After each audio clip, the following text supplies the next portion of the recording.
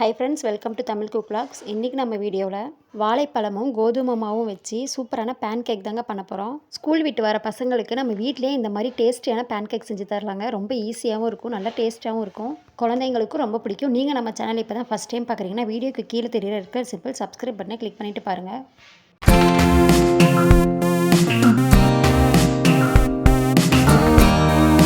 First இந்த pancake செய்ய நான் 3 வாழைப்பழம் எடுத்து வச்சுருக்கிறேன். இது கூடவே ஒரு 3-4 பேரிச்சப்பழம் எடுத்து வச்சுருக்கிறேன். 1 கப் கோதுமை மாவு, நல்லா காய்ச்சி ஆற வச்ச பால், ஒரு 1/2 கப் சர்க்கரை. அடுத்து நம்ம மிக்ஸி ஜார் எடுத்துடலாம். எடுத்துகிட்டு அந்த வாழைப்பழம் எல்லாம் இந்த மிக்ஸி ஜாரில் கட் பண்ணி சேர்த்துடலாம்.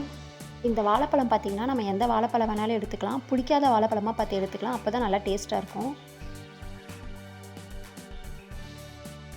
வாழைப்பழத்தெல்லாம் நல்லா கட் பண்ணி சேர்த்துட்டு இது கூட ஒரு முட்டையை உடைச்சி ஊற்றிடலாம்.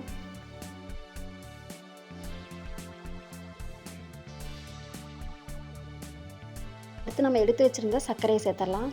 அடுத்து பேரிச்சப்பழம் சேர்த்துடலாம். இந்த பேரிச்சப்பழம் சேர்த்து செய்யும்போது கேக் சாப்பிடும்போது பார்த்திங்கன்னா இந்த பேரிச்சப்பழம் அங்கங்கே கடிப்படுங்க, நல்லா டேஸ்ட்டாக இருக்கும். அதுக்காக நம்ம பேரிச்சப்பழம் சேர்த்துடலாம். பேரிச்சப்பழம் சேர்த்துட்டு நம்ம மிக்சியில் நல்லா அரைச்சிட்டு வந்துடலாம். பாருங்கள், இந்த மாதிரி ரொம்ப தண்ணியாகவும் இல்லாமல் ரொம்ப கெட்டியாகவும் இல்லாமல் நம்ம இந்த மாதிரி அரைச்சிக்கலாம். நம்ம அரைக்கும் போது தண்ணி சேர்க்காமல் அரைச்சிக்கலாம்.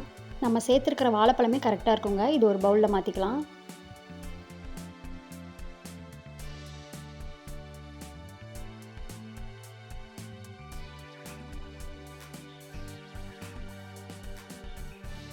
பவுலில் மாற்றிட்டு நம்ம எடுத்து வச்சுருக்கிற கோதுமை மாவு சேர்த்துடலாங்க. சேர்த்துட்டு இது நல்லா மிக்ஸ் பண்ணிடலாம்.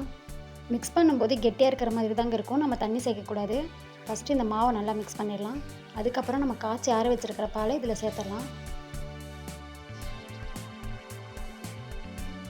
இந்த பால் பார்த்திங்கன்னா ஒரேடியாக சேர்க்காமல் நம்ம கொஞ்சம் கொஞ்சமாக சேர்த்து நல்லா மிக்ஸ் பண்ணிடலாம்.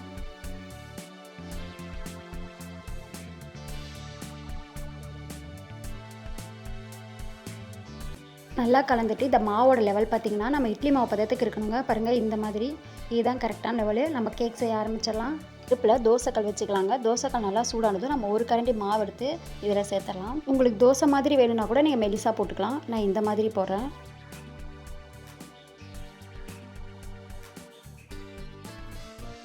இந்த மாதிரி சேர்த்துடலாம். சேர்த்துட்டு இதில் பட்ரு அப்படிலாம் நெய் உங்களுக்கு பிடிச்ச மாதிரி எது வேணாலும் சேர்த்துக்கலாம். நான் இன்றைக்கி எண்ணெய் தாங்க சேர்க்குறேன். எண்ணெய் சேர்த்துட்டு நல்லா வேக வச்சிடலாம். இது சிம்பிளான ரெசிபிங்க. ஒரு 1/4 மணி நேரத்தில் நம்ம செஞ்சு முடிச்சிடலாம். ஒரு சைடு நல்லா வேக வச்சிடலாம்.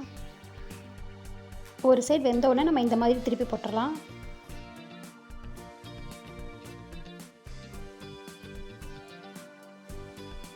நம்ம முட்டை, வாழைப்பழம், சர்க்கரைலாம் சேர்த்து அரைக்கும் போது கூடவே 2 ஏலக்காய் சேர்த்து அரைச்சிக்கலாம். நான் இந்த வீடியோவில் காட்டலைங்க.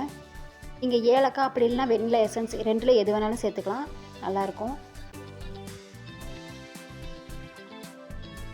2 சைடுமே இந்த மாதிரி நல்லா வெந்தோடனே நம்ம ஒரு பிளேட்டுக்கு மாற்றிக்கலாம்.